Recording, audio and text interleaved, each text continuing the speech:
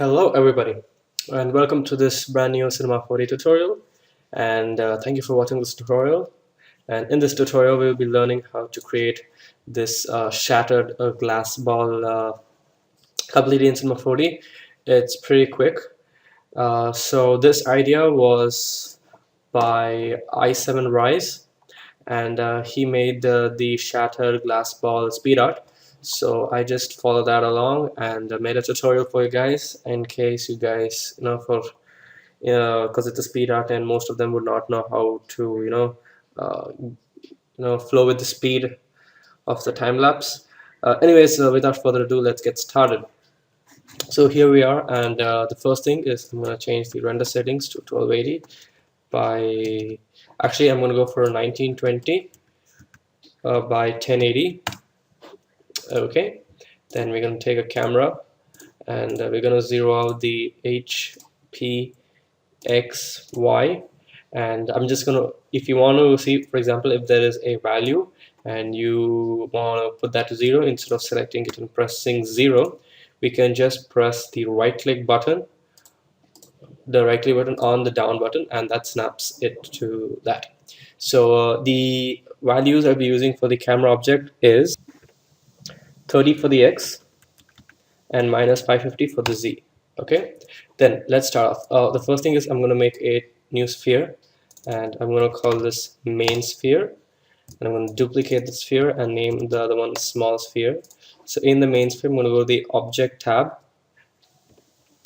I'm going to set the radius, the radius remains the same. The segments I'm going to set down to 60, and the small one I'm going to set the radius to 40, and I'm just going to take this and drag it on over to the side and set that to 140, so it is just touching it.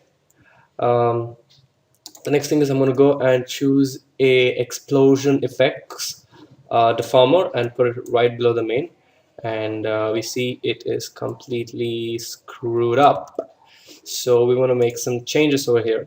So in the explosion tab, I'm going to set the strength to 40, the decay to 70, and the variation to 55. The direction will be only Z. Okay, and the decay under the blast speed is going to be 75, variation to 5, and the blast range is going to be 190. Okay, then we're going to go to the cluster, and we're going to set the thickness to 2, and the mini polish to 1, and the maximum polish to 2. Okay, and then okay, that is pretty much for it. And in the gravity, okay, in gravity remains the same. Rotation in speed remains to 445, variation to 70, and the variation to 75. And in the special tab remains the same. Okay, so let me just remove this explosion effects and go to the coordinates. Looks good to me. Let me just drop this over here, and I'm going to move this to the side and set the X position of the explosion effects to minus 180 degrees. So we have this a little bit blasting out. Okay, then I'm going to go and create a new disk, disk, and I'm going to set the outer radius to 750 and the coordinates to 325, and I'm going to go right click Cinema 4D tags, compositing tags, and uncheck scene by camera. Then we're going to be making the materials now, so I'm just going to double click here. I'm going to select the luminance channel, take that, drop it on the disk, then I'll go make another layer, new material, and in the material I'm going to go set the color to black.